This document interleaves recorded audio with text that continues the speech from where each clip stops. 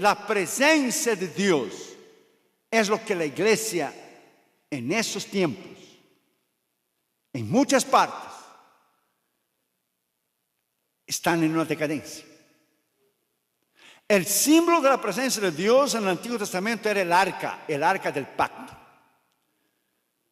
Los trompeteros tenían que ir adelante y los sacerdotes llevar el arca. Era el símbolo de la presencia de Dios y de la comunión con Dios. Y donde estaba el arca, estaba la presencia de Dios. Y era segura la victoria para Israel cuando estaba el arca. Pero cuando Israel pecó y acabó y se fue la gloria de Dios, tomaron el arca y la usaron como un amuleto contra los filisteos. Y salieron a la guerra, y cuando el pueblo vio el arca, seguro que pensaron que iban a ganar la guerra de los filisteos. No, la guerra fue capturada por los filisteos durante 20 años. Porque la presencia de Dios, la comunión con Dios, ella no se adquiere y no se la usa en una terminología de que la presencia de Dios estuvo conmigo ayer, ella estará siempre. Si nosotros fallamos a Dios y pecamos, la palabra dice bien claro en el Salmo 66, si yo abrigara en mi corazón iniquidad, el Señor no me hubiera oído. Entonces los dones de Dios son irrevocables, pero la presencia de Dios, ella está contigo cuando vivimos una vida recta y una vida íntegra. Cuando David pecó con Betseba y él escribió el Salmo 32, el Salmo 51, él dice, Señor, renueve en mí un corazón limpio y no me quite el gozo de mi salvación, porque él había no perdido su salvación, él había perdido su gozo. O sea, él había perdido la presencia de Dios. Él dice bien claro en el Salmo 32, 51, mientras yo callé, envejecieron mis huesos. Hasta que Natán vino delante de él y le contó la historia que usted ya sabe, del cordero, y que estaba el cordero con la familia, y que el hombre rico, al invés de matar a uno de sus corderos, mató la ovejita del hombre pobre, y David se incendió, dijo, ese hombre merece morir. Y Natán dijo, ese hombre eres tú. Y Dios le dijo a David, yo fui contra tus enemigos, yo maté a Saúl, yo te puse en el trono, yo te di todo, absolutamente todo. Y él durmió con Betseba, y no era necesario, porque David tenía 9 mujeres. Y él perdió la presencia de Dios, la comunión con Dios. No hay nada más terrible, porque el que no conoce a Dios no sabe lo que es la presencia de Dios, porque él no tiene el Espíritu Santo. Pero el cristiano que ha tenido el poder de Dios y el Espíritu Santo, y ha experimentado lo que es las promesas del siglo venidero, como dice Hebreos 6, y él pierde esa comunión, y él peca, y él se aparta. Cuán terrible se siente la persona cuando falla a Dios, ¿sí o no? Terrible, porque la presencia de Dios ya no está más ahí. Nos acordamos de los tiempos pasados, del avivamiento, del poder, de la unción. Esto es lo que hace falta a la iglesia hoy en día, la presencia de Dios. La iglesia hoy está viviendo de eventos, de conciertos, de shows, de predicadores, de falsas doctrinas, que hoy han surgido en las redes sociales, unos Don Juan de los Palotes, que no se sabe quién es, y predica una cosa, el otro predica otra, el otro predica el otro. La iglesia ya no tiene doctrina, la iglesia ya no tiene base, la iglesia ya no tiene madurez, la iglesia ya no camina en la presencia de Dios y en el poder de Dios, porque están oyendo a hombres sin doctrina, están oyendo a hombres sin comunión con Dios. Todo es grito, es show, estamos en un caos. La iglesia necesita volver al lugar secreto de la oración, al lugar secreto de la comunión con Dios. La iglesia necesita volver a oír la voz de Dios.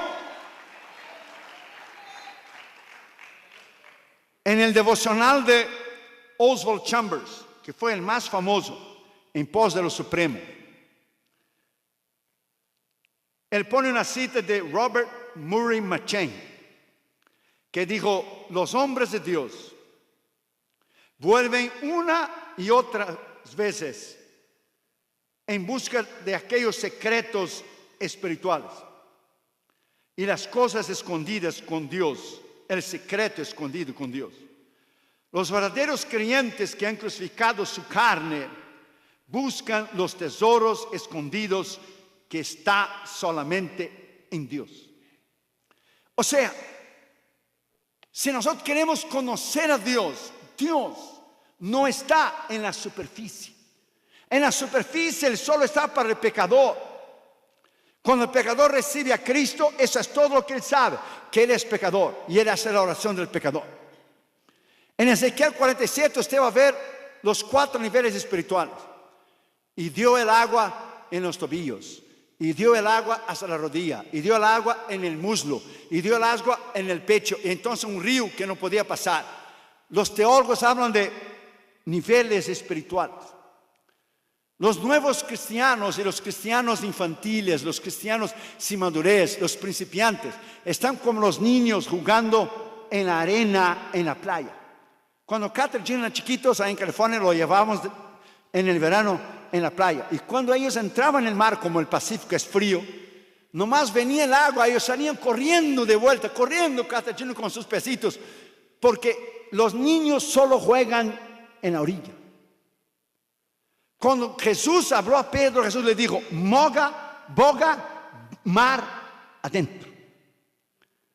Jesús pudiera haber hecho el milagro para él sacar el milagro de la pesca milagrosa ahí mismo, pero el Señor dijo, boga, mar adentro. O sea, los secretos de Dios están más adentro. Aquellos que están dispuestos a buscarles, aquellos que están dispuestos a buscar en el pago de la oración y del ayuno, que la iglesia ya se olvidó, la iglesia ya no hace más esto, no existe más. La iglesia se olvidó de la presencia y del poder de Dios. El otro día, Damaros y yo terminamos un ayuno de días y días y días con una debilidad tremenda, solo con agua. Y yo dije a Damaros, nadie más hace eso. Nadie más paga el precio, porque como Italia va a ser una guerra espiritual tremenda. Los evangelistas del pasado, ¿cómo eran los hombres de Dios del pasado? Teddy Osborne, Oral Roberts, Didi Ávila. ¿Cómo eran los grandes hombres de Dios que Dios usaba en el pasado? Charles Finney. Se metían con Dios una semana, 2 semanas, no salían de su cuarto, oraban, como Daniel Nash, que era el intercesor de Charles Finney. Él llegaba en una ciudad 2 semanas antes de una campaña, rentaba un hotel, no comía nada, solo bebía agua y oraba y ayunaba 2 semanas. Cuando llegaba Charles Finney había milagros, sanidades, 100,000 personas, un poder de Dios tremendo. Cuando murió Daniel Nash, terminó el ministerio de Charles Finney. El poder no estaba en Charles Finney, el poder estaba en las rodillas de Daniel Nash. El poder sigue estando en las rodillas. El poder de Dios sigue estando en aquellos que le aman, que le buscan, que pagan el precio. Pero la iglesia no quiere pagar el precio. No quiere más lo que es vivir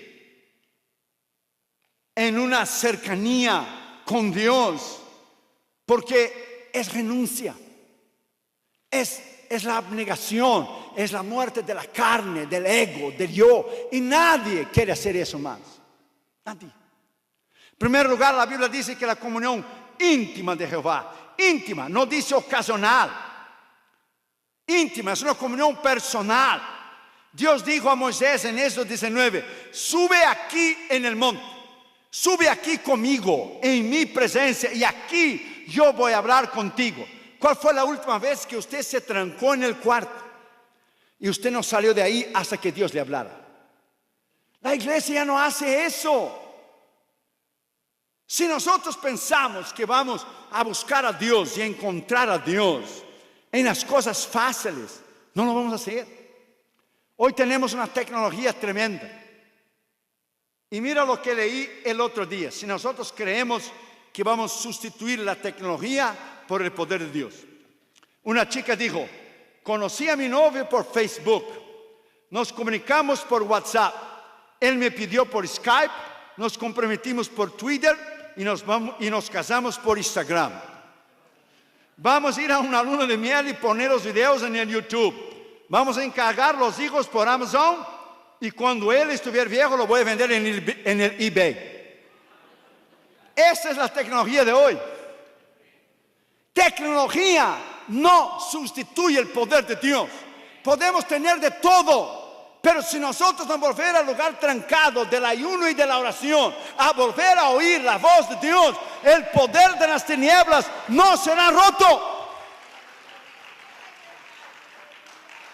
Es la comunión con Dios donde nadie quiere pagar el precio. Un famoso pianista internacional dijo una vez: si yo no practicar con el piano un día, nadie va a darse cuenta.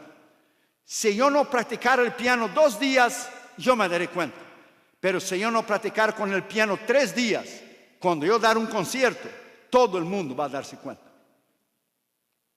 Se sabe cuando un boxeador ha entrenado o no. Cuando le ponen las luces y él sube arriba de la tarima, y si él está entrenado, él está seguro de sí mismo.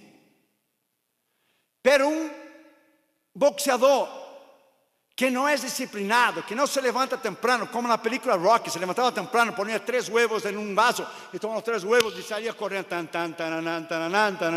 Es una película, pero la disciplina.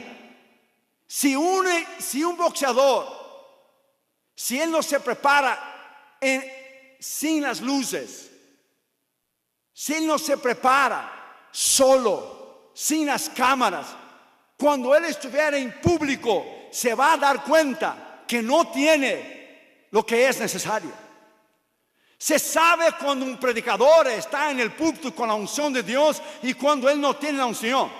Cuando él empieza, ¿y quién vive? Y es Cristo, y a Dios gloria, está dando vuelta, no tiene nada. Se sabe predicadores que tienen la unción. Se sabe predicadores que tienen el poder de Dios. Se sabe predicadores de hoy de shows, de conciertos, de aplausos, de soberbia, de